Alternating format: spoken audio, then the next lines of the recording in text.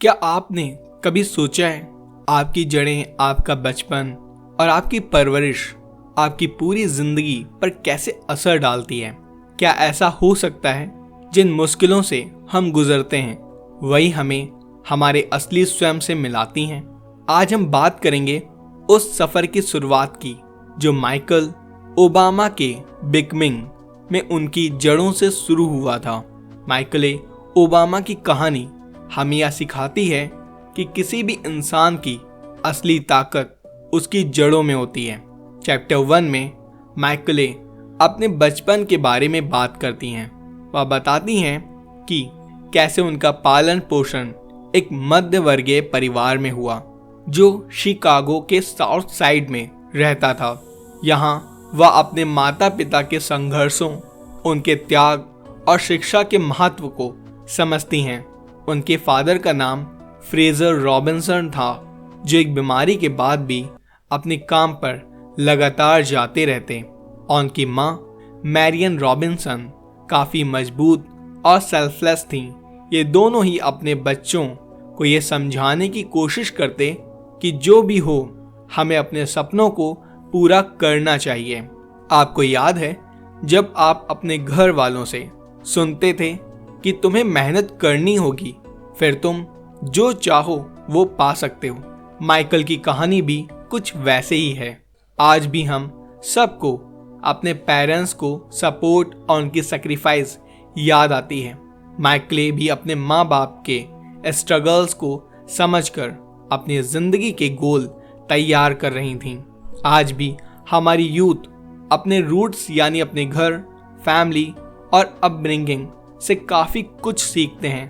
भले ही हर किसी की जर्नी अलग होती है, लेकिन हर कोई अपनी फैमिली के वैल्यूज़ और एक्सपीरियंसेस को अपनी लाइफ में अप्लाई करता है।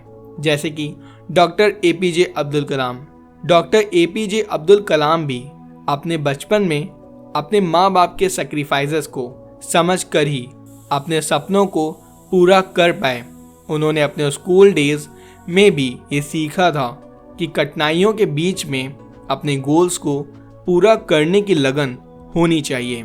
माइकल एक जगह लिखती हैं, your story is what you have, what you will always have, it is something to own. इसका मतलब ये है कि हमारा बचपन, हमारा एक्सपीरियंस और हमारे फैमिली के साथ बिताए पल हमारी आइडेंटिटी का पार्ट हैं। ये जो हमें अपने बचपन में सीखा है वही हमारी रियल बनाता है आइडेंटिटी। एक स्टडी भी कहती है कि parental support is the most significant factor in the academic success of children, specially in challenging environments. मतलब अगर घर पर सपोर्ट हो तो किसी भी चैलेंजिंग सिचुएशन में हम अपनी जिंदगी को बदल सकते हैं। माइकल का ये मैसेज बिल्कुल वैसे ही है, no matter where you start, it's what you make of yourself that defines you. तो दोस्तों, इस चैप्टर में हमने क्या सीखा? माइकल ओबामा का बचपन शिकागो के साउथ साइड में गया, जहां उनके परिवार ने उनको कठिनाइयों के बीच जिंदगी जीना सिखाया। उन्होंने अपने पेरेंट्स से सीखा, अगर अपने सपनों को सच में पूरा करना है तो मेहनत और डेडिकेशन ज़रूरी है। चैप्टर 1 में उनका ये मैसेज है कि जो हमारे पास है वही हमारी असली ताकत है। हमारे रूट्स, हमारी फैमिली और अपब्रिंगिंग हमारे फ्यूचर को शेप करते हैं। तो दोस्तों, आज का आपका टास्क है, अपने लाइफ के उस पल को याद करो जब आपने अपने परिवार के किसी इम्पॉर्टेंट वैल्यू या लेसन को अपने लाइफ में अप्लाई किया हो। आज का टास्क है अपने पेरेंट्स या एल्डर्स से बात करना और उनसे ये पूछना कि उन्होंने किस मुश्किल वक्त में अपने सपनों को पूरा करने के लिए क्या सैक्रिफाइस किया। ये रिफ्लेक्शन आपको अपने रूट्स को समझने में मदद करेगा। अगर आपको लगता है कि माइकल का बचपन ही सब कुछ था, तो अगले चैप्टर में देखेंगे कि कैसे उन्होंने अपने सपनों को चेज करने के लिए अपने कंफर्ट जोन से बाहर निकला और एक नए दुनिया में कदम रखा। दोस्तों, आप सुन रहे हो all time best seller book becoming by Michael Obama की लिखी हुई Hindi audio book summary only on Bookox. दोस्तों, अब आते हैं चैप्टर 2 पर, जिसका नाम है upward and onward from Chicago to Princeton. आपने कभी सोचा है जब आपको अपनी लाइफ का पहला बड़ा डिसीजन लेना हो, वो डिसीजन जो आपकी फ्यूचर को बदल दे, तो आप कैसे रिएक्ट करेंगे? क्या आप अपनी कंफर्ट जोन से बाहर निकल के अपने सपने की तरफ कदम बढ़ाएंगे? आज हम बात करेंगे माइकल ओबामा के कॉलेज जर्नी के बारे में, जब उन्हें अपने सपने को सर्च करने के लिए अपने कंफर्ट जोन को छोड़ना पड़ा। माइकल अपने इस चैप्टर में कॉलेज के सफर की बात करती हैं, जब उन्होंने अपने होम टाउन शिकागो को छोड़ा और प्रिंसटन यूनिवर्सिटी जाने का फैसला किया। ये उन्हें एक बड़ा स्टेप लेना था, क्योंकि प्रिंसटन जैसे प्रेस्टिजियस यूनिवर्सिटी में एडमिशन लेना उनके लिए एक चैलेंजिंग काम था और वहां उन्हें काफी स्ट्रगल्स के सामने अपना सामना करना पड़ा। प्रिंसटन जाने के बाद उन्होंने देखा कि उनके जैसे बहुत कम लोग खुद को वहां फिट पाते हैं। वो पूरी तरह से नए एनवायरनमेंट में नए लोगों के साथ अपनी जगह बनाने की कोशिश कर रही थीं। वहां उन्होंने अपनी आइडेंटिटी और अपने वैल्यू को समझाने की काफी वक्त दिया। जब आपको एक नया स्कूल, नया सिटी या नए लोगों के बीच जाना हो, तो आपको लगता है कि क्या ये सही है? क्या मैं वहां फिट हो पाऊंगा?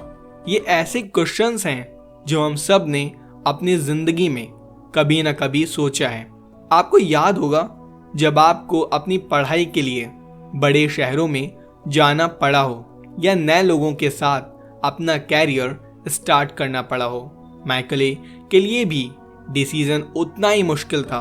अपने पुराने दोस्तों और फैमिली को छोड़कर वो एक नई दुनिया में कदम रख रही थीं। उन्होंने अपने आप को समझाया कि ये उनका सपना है और अगर वो उसके लिए कंफर्ट जोन से बाहर नहीं निकलती तो कभी अपने सपनों को पूरा नहीं कर पाएंगी।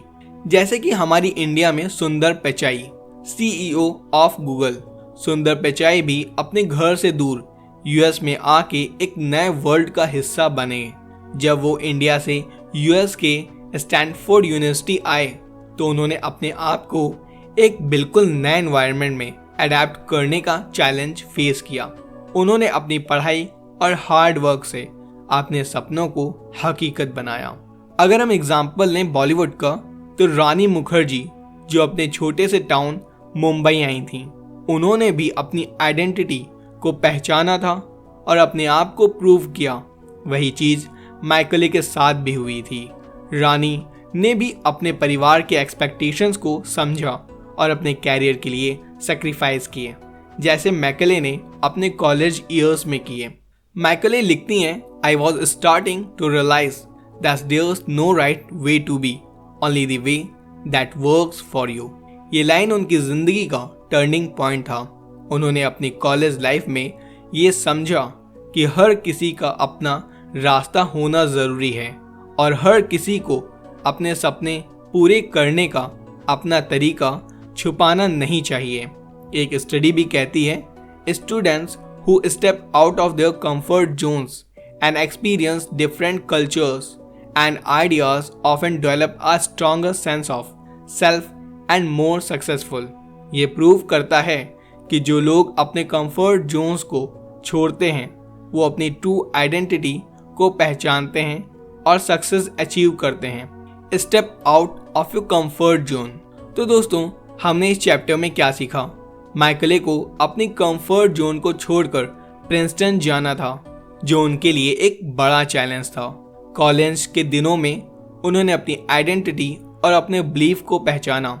माइकल ने अपनी जिंदगी के इस टाइम को एक टर्निंग पॉइंट माना, जहां उन्होंने अपने सपनों के लिए अपनी पुरानी जिंदगी को छोड़ दिया। ये चैप्टर ये सिखाता है कि अपनी ट्रू सेल्फ को पहचानना और नए एक्सपीरियंस को एम्ब्रेस करना ज़रूरी है।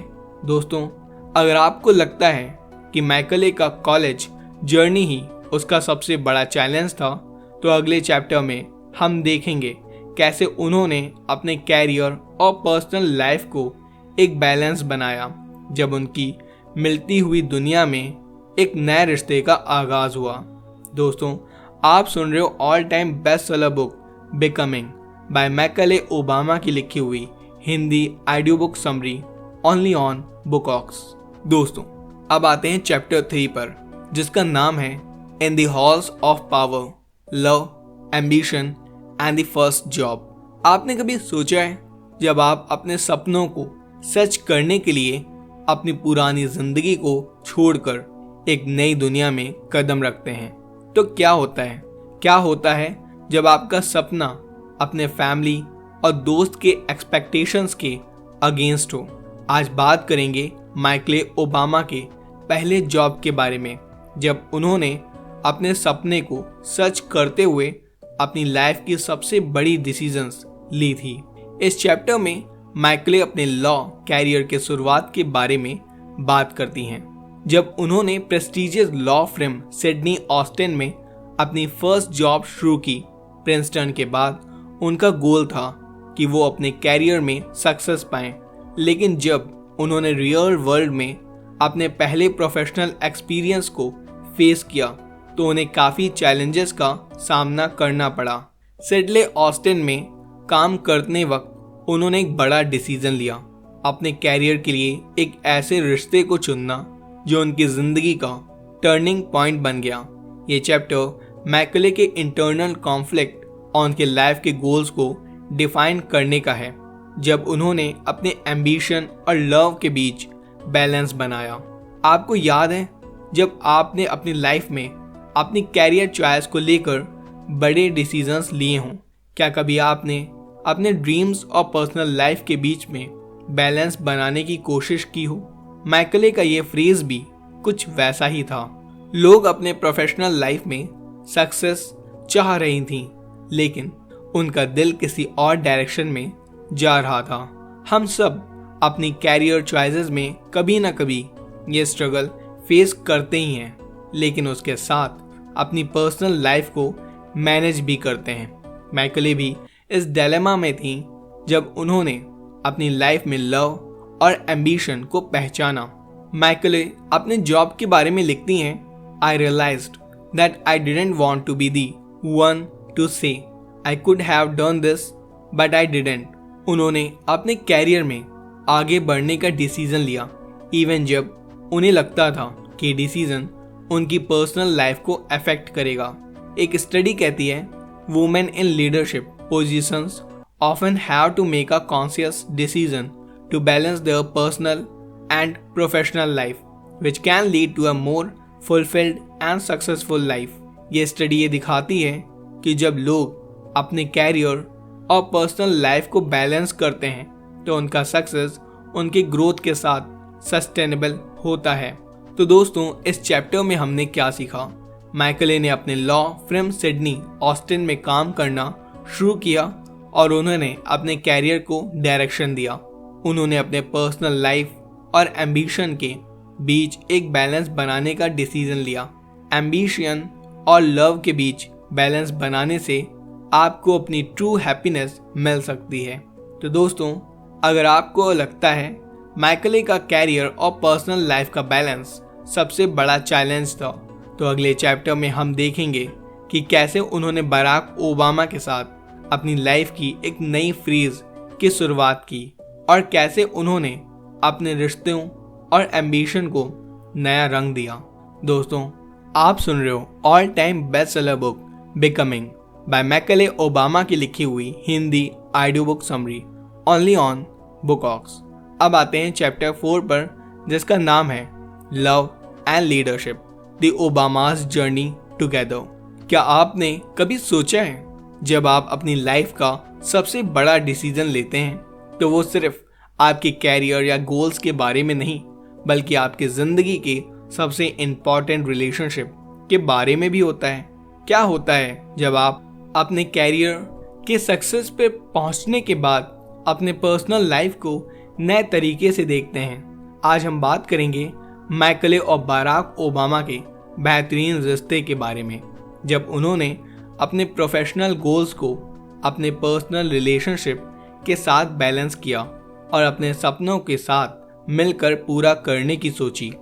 इस चैप्टर में मैकले अपने और बराक के रिश्ते की जर्नी के बारे में बात करती हैं, जब उन्होंने एक दूसरे को समझने का और अपनी पर्सनल लाइफ को एक नए पर्सपेक्टिव से देखने का डिसीजन लिया।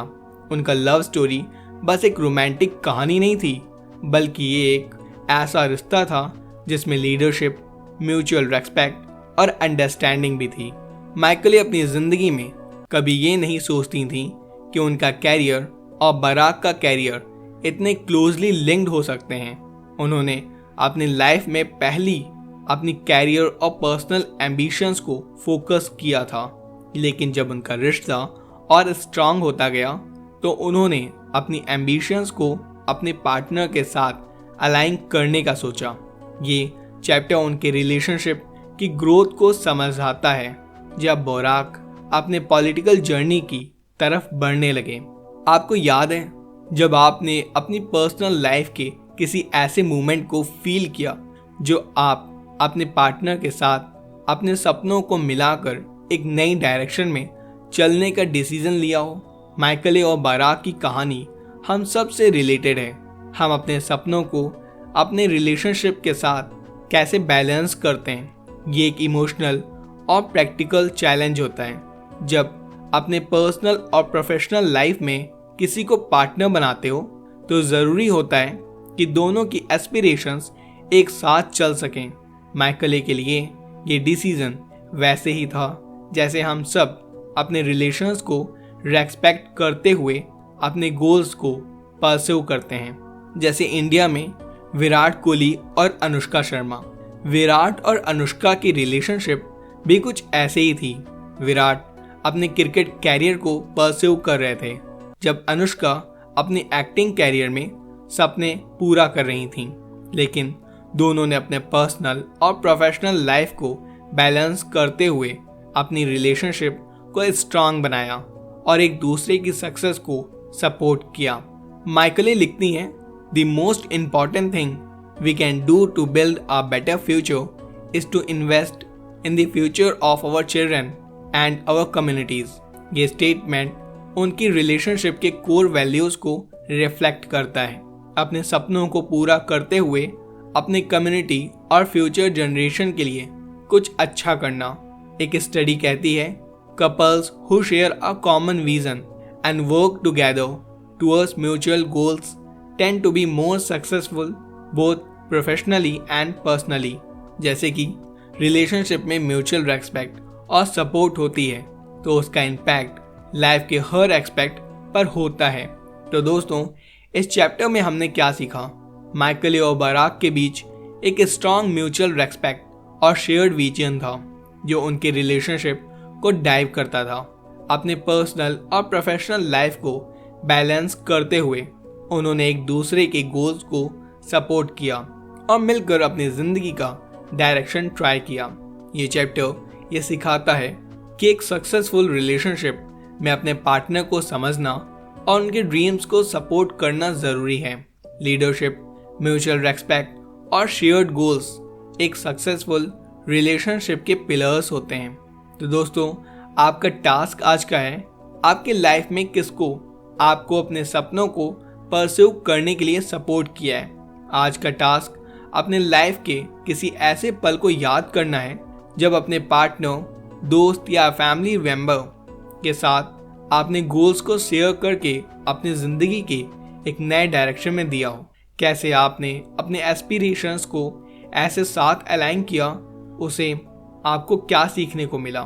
दोस्तों, अगर आपको लगता है मैकले और बराक का रिलेशनशिप उनके सक्सेस की थी, तो अगले चैप्टर में हम देखेंगे कि कैसे उन्होंने अपने पब्लिक लाइफ को मैनेज किया और कैसे मैकले ने अपने रोल को रीडिफाइन करते हुए अपने ट्रू सेल्फ को एम्ब्रेस किया। दोस्तों, आप सुन रहे हो all time best seller book becoming by McClay Obama की लिखी हुई Hindi audio book summary only on Bookox. दोस्तों, अब आते हैं चैप्टर 5 पर, जिसका नाम है breaking barriers, the White House beckons. आपने कभी सोचा है जब आपकी जिंदगी में एक ऐसा मोमेंट है जहां सब कुछ बदल जाता है, जब आप अपनी कंफर्ट जोन को छोड़कर अपने सपनों के पीछे बड़े स्टेप्स लेने के लिए तैयार हो जाते हैं। तो कैसा फील होता है? आज हम बात करेंगे एक ऐसे टर्निंग पॉइंट की जब मैकले और बराक की लाइफ में एक ह्यूज चेंज आया। उनके लिए व्हाइट हाउस की तरफ कदम बढ़ाना सिर्फ एक नया चैप्टर नहीं, एक नई जिंदगी का आगाज था। इस चैप्टर में मैकले अपने और बराक के सफर के बारे में बताती हैं जब बराक ओबामा ने प्रेसिडेंट के लिए रिलेशनशिप लड़ने का डिसीजन लिया। मैकले ये चैप्टर उनके इमोशनल और पर्सनल स्ट्रगल्स को दिखाते हैं जब उन्होंने अपने लाइफ के सबसे बड़े डिसीजन के बारे में सोचा। वो टाइम था जब उन्होंने अपने कैरियर और फैमिली लाइफ के बीच बैलेंस बनाने का चैलेंज लिया। बराक का प्रेसिडेंशियल रेस में उतरना मैकले के लिए एक बड़ा और इमोशनल शिफ्ट था। उनको ये समझना था कि अगर उनका पति प्रेसिडेंट बन गया तो उनकी जिंदगी का हर एक पहलू पब्लिक स्क्रूटिनी का शिकार हो जाएगा। मैकले को ये भी डर था कि वो अपनी प्राइवेसी और अपने परिवार को प्रोटेक्ट नहीं कर पाएंगी। लेकिन धीरे धीरे उन्होंने समझा कि अगर बराक का सपना पूरा होता है तो ये उनके सपने का भी हिस्सा होगा। ये चैप्टर उनकी मेंटल और इमोशनल ग्रोथ को दिखाता है जब उन्होंने अपने फियर को फेस करते हुए बराक की पॉलिटिकल जर्नी में अपना रोल डिफाइन किया। जैसे कि हमारे देश में Narendra Modi ji prime minister of India, Modi ji की पॉलिटिकल जर्नी कुछ वैसे ही थी। जब उन्होंने प्राइम मिनिस्टर बनने का डिसीजन लिया तो उनकी लाइफ का हर एक एस्पेक्ट उनकी पर्सनल और फैमिली लाइफ से लेकर पब्लिक स्क्रूटिनी तक चेंज हो गया। उन्होंने अपने कैरियर के लिए पर्सनल सेक्रीफाइस किए और उनका परिवार उनके डिसीजंस को समझकर उनके साथ खड़ा रहा। मैकले कहती हैं, I had to make a decision, either I could get behind Barack and support his dream और I could hold on my own plans. ये लाइन उनके लिए एक टर्निंग पॉइंट थी जहां उन्होंने अपने कैरियर और ड्रीम्स को अपने रिलेशनशिप के साथ बैलेंस करना सीखा। एक स्टडी कहती है, individuals who support their partner in achieving big dreams are often more fulfilled in their own lives as shared goal lead to deeper connections। ये स्टडी ये दिखाती है कि जब आप अपने पार्टनर के साथ उसके सपनों को पूरा करने के लिए तैयार होते हो तो आपकी लाइफ भी मीनिंगफुल हो जाती है। तो दोस्तों, इस चैप्टर में हमने क्या सीखा? मैकले को अपने कैरियर और फैमिली लाइफ के बीच बैलेंस बनाना था। जब बराक ने प्रेसिडेंट बनने का डिसीजन लिया, उन्होंने अपने फियर्स को फेस किया और अपने पार्टनर का सपोर्ट किया, जो उनके लिए एक इमोशनल टर्निंग पॉइंट था। इस चैप्टर में हम देखते हैं कि कैसे मैकले ने अपनी पर्सनल गोल्स को अपने रिलेशनशिप के लिए एडजस्ट किया, पब्लिक लाइफ का चैलेंजेस को समझकर और अपनी पर्सनल लाइफ को सेफ रखना मैकले का एक इम्पॉर्टेंट लर्निंग एक्सपीरियंस था। अगर आपको लगता है कि मैकले का डर और सेक्रीफाइस उनकी जर्नी के इम्पॉर्टेंट पार्ट्स हैं, तो अगले चैप्टर में हम देखेंगे कि कैसे उन्होंने अपने फर्स्ट लेडी को रोल को डिफाइन किया और कैसे उन्होंने अपने पर्सनल गोल्स को भी फॉलो करना शुरू किया। दोस्तों, आप सुन रहे हो best seller book becoming by McClay Obama की लिखी हुई Hindi audio book summary only on Bookox. अब आते हैं चैप्टर 6 पर, जिसका नाम है the first lady's fight, challenge and Trump's.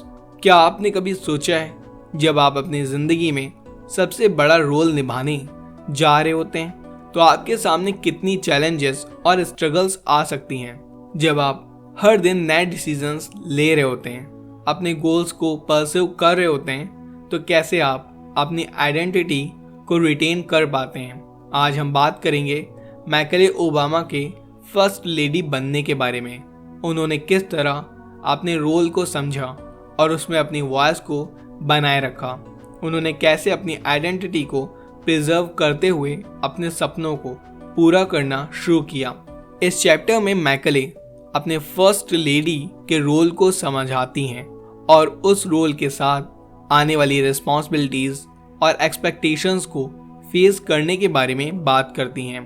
जब बराक ओबामा ने 2008 में प्रेसिडेंट का इलेक्शन जीता, मैकले के लिए एक नई दुनिया थी, जब उनको सिर्फ अपने कैरियर और पर्सनल लाइफ को मैनेज नहीं करना था, बल्कि अपने पब्लिक रिस्पॉन्सिबिलिटीज को भी हैंडल करना था। मैकले का ये रोल सिर्फ एक सिंबॉलिक पोजीशन नहीं था, उन्होंने अपने पोजीशन को यूज रियल चेंज लाने के लिए किया। उन्होंने लेट्स मूव कैंपेन शुरू किया, जिसका एम था बच्चों को सेहतमंद रखना और हायर एजुकेशन देना।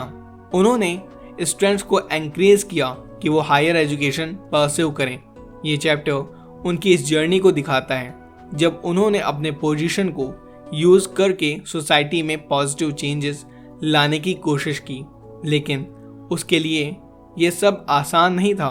उन्होंने अपनी प्राइवेसी काफ़ी सेक्रीफाइस की थी और उन्हें हमेशा ये चैलेंज था कि वो अपने पब्लिक लाइफ को अपने पर्सनल बिलीफ के साथ अलाइन करें। जैसे कि मलाला यूसुफजई। मलाला की स्टोरी भी एक इंस्पायरिंग एग्जाम्पल है, जब उन्होंने एजुकेशन के लिए अपनी ज़िंदगी का रिस्क उठाया। उनको अपनी फैमिली के लिए सेक्रीफाइस करने पड़े। मलाला ने अपनी स्ट्रगल्स को अपने मैसेज के लिए कन्वर्ट किया और दुनिया के सामने अपने इशूज़ को रखा। उन्होंने अपने वैल्यूज़ के अगेंस्ट जाना नहीं, बल्कि अपनी दुनिया के सामने रख कर सोसाइटी को बदला। मैकले लिखती हैं, there is no magic to achievement, it's about hard work, choices and perseverances. ये लाइन उनकी लाइफ का कोर प्रिंसिपल थी। उन्होंने अपने रोल को समझा और उसमें अपने हार्ड वर्क और डिसीजंस को डालकर अपने गोल्स को अचीव किया। एक स्टडी कहती है, women in public leadership roles often face more scrutiny और pressure, but those who stay authentic to their values and goals create a more lasting impact. ये स्टडी मैकले के जर्नी को परफेक्टली रिफ्लेक्ट करती है, जो अपनी पर्सनल वैल्यूज़ को समझते हुए अपने पब्लिक रिस्पॉन्सिबिलिटीज़ को भी हैंडल करती हैं। तो दोस्तों, आपने इस चैप्टर में क्या सीखा? मैकले ने अपने रोल एज फर्स्ट लेडी को समझा और अपनी वॉइस बनाई। उन्होंने अपनी पोजीशन को लेवरेज करते हुए सोसाइटी में पॉजिटिव चेंज लाने की कोशिश की, जैसे लेट्स मूव और रिच हायर कैंपेन्स। मैकले का ये चैप्टर ये सिखाता है कि पब्लिक रोल्स को अपनी पर्सनल वैल्यूज़ के साथ बैलेंस करना ज़रूरी है। अगर आपको लगता है कि मैकले ने अपने ज़िंदगी को पब्लिक स्क्रूटिनी के बीच हैंडल किया, तो अगले चैप्टर में हम देखेंगे कि कैसे उन्होंने अपने मदरहुड और फर्स्ट लेडी की रिस्पॉन्सिबिलिटीज़ को बैलेंस किया और कैसे उन्होंने अपने लाइफ में अपनी ट्रू आइडेंटिटी को फेस किया। Chapter 7, building legacy, the heart of white house. क्या आपने कभी सोचा है कि आपकी लाइफ का सबसे बड़ा लेगेसी किस चीज़ के रूप में दिखाई देगा? क्या आप अपने काम के साथ कुछ ऐसा छोड़ेंगे जो लोग हमेशा याद रखेंगे? जब आपके पास पावर हो तो क्या आप उसका सही इस्तेमाल करेंगे? आज हम बात करेंगे मैकले ओबामा के व्हाइट हाउस में अपने रोल के बारे में, जब उन्होंने अपनी पोजीशन को यूज़ करके अपनी फैमिली, अपनी कम्युनिटी और पूरे देश के लिए एक लेगेसी बनाई। उन्होंने अपने रोल को कैसे रीडिफाइन किया और कैसे अपने इनिशिएटिव के जरिए अपनी पहचान छोड़ी। मैकले इस चैप्टर में अपने टाइम को व्हाइट हाउस में याद करती हैं और उन्होंने किस तरह अपनी पोजीशन को यूज़ अपने कॉजेस को प्रमोट करने के लिए किया। जब बराक ओबामा प्रेसिडेंट बने तो मैकले ने अपने फर्स्ट लेडी के रोल को सिर्फ एक सेरेमोनियल पोजीशन नहीं समझा। उन्होंने ये समझा कि उनके पास एक ऐसे प्लेटफॉर्म है जिससे वो अपने कम्युनिटी को एम्पावर कर सकती हैं और दुनिया भर में चेंज ला सकती हैं। उन्होंने लेट्स मूव और रिच हायर जैसे इनिशिएटिव शुरू तो किए, जो बच्चों की सेहत और उनकी एजुकेशन को प्रमोट करते थे। मैकले का ये बिलीफ था कि लीडरशिप सिर्फ पावर में नहीं होना, बल्कि वो पॉजिटिव चेंजेस में भी होना चाहिए। लेकिन ये सब आसान नहीं था। उन्होंने अपने फैमिली को प्रोटेक्ट करते हुए अपने पब्लिक रोल को बैलेंस किया। ये चैप्टर उनकी जर्नी को दिखाता है, जब उन्होंने अपने पोजीशन को सिर्फ सेल्फ गेन के लिए नहीं, बल्कि सोसाइटी को अपलिफ्ट करने के लिए यूज किया। मैकले लिखती हैं, success is only meaningful and enjoyable if it clears and feels like your own. ये उनका कोर बिलीव था कि जब आप अपनी लाइफ में अपनी वैल्यूज के साथ अपने गोल्स को अचीव करते हैं तभी आप सच में अपनी लाइफ को खुश कर सकते हैं। एक स्टडी कहती है, leaders who empower other create a legacy that last much longer than their tenure in power. अब आते हैं चैप्टर 8 पर, जिसका नाम है बिकमिंग द इवोल्यूशन कंटिन्यूज। क्या आपने कभी सोचा है जब आप अपनी लाइफ के सबसे इम्पॉर्टेंट चैप्टर को क्लोज करते हैं तो अगला चैप्टर कैसा आता है? जब आप अपने सपनों को पूरा कर लेते हैं तो क्या आपके अंदर कोई नई एनर्जी और पर्पस जागता है? क्या आप अपनी जर्नी के लिए तैयार हैं? आज हम बात करेंगे मैकले ओबामा के लाइफ के पहले फ्रेज के बारे में, जब उन्होंने व्हाइट हाउस के बाद बिकमिंग का एक नया चैप्टर लिखना शुरू किया। उन्होंने अपनी जर्नी को किस तरह से रीडिफाइन किया और कैसे अपने ट्रू सेल्फ को एम्ब्रेस करते हुए चैलेंजेस का सामना किया। इस चैप्टर में मैकले अपने पोस्ट व्हाइट हाउस लाइफ को एक्सप्लोर करती हैं। जब बराक ओबामा ने प्रेसिडेंसी छोड़ी तो मैकले ने ये समझाया कि वो अपनी ज़िंदगी के कैसे आगे बढ़ेंगी, जो आज तक पब्लिक लाइफ का हिस्सा थी। मैकले ने रियलाइज़ किया कि अपने पब्लिक रिस्पॉन्सिबिलिटीज़ को ख़त्म करके अब उनका अपने पर्सनल ड्रीम्स और गोल्स पर ध्यान होगा। जैसा कि स्टीव जॉब्स एप्पल के फाउंडर की जर्नी भी कुछ वैसे ही थी। जब उन्होंने एप्पल छोड़ा और फिर वापस आए तो उन्होंने अपने पास्ट मिस्टेक से सीखा और नए विजन के साथ अपनी कंपनी को लीड किया। जॉब्स की तरह मैकले भी अपने पास्ट एक्सपीरियंसेस को एम्ब्रेस किया और अपने फ्यूचर को नए पर्पस के साथ रीडिफाइन किया। दोस्तों, अब आते हैं चैप्टर 9 पर, जिसका नाम है after the White house reimagining the future. आपने कभी सोचा है जब आप अपनी लाइफ के सबसे बड़े फ्रेज को ख़त्म करते हैं तो अगला स्टेप क्या होता है? जब आप सब कुछ छोड़कर एक नई जिंदगी शुरू करते हैं तो आप अपने सपनों को कैसे रीडिफाइन करते हैं? आज हम बात करेंगे मैकले ओबामा के लाइफ के एक ऐसे फ्रेज के बारे में जब उन्होंने व्हाइट हाउस छोड़ा और अपनी लाइफ को नए तरीके से देखना शुरू किया। कैसे उन्होंने अपने पोस्ट फर्स्ट लेडी लाइफ में अपने गोल्स और पैशंस को रीडिफाइन किया और अपनी नेक्स्ट जर्नी शुरू की। तो दोस्तों, ये थी journey the becoming by McClay Obama की लिखी हुई हिंदी ऑडियो बुक समरी। आपको ये समरी सुनकर कैसी लगी हमें ज़रूर बताइएगा। सुनने के लिए शुक्रिया।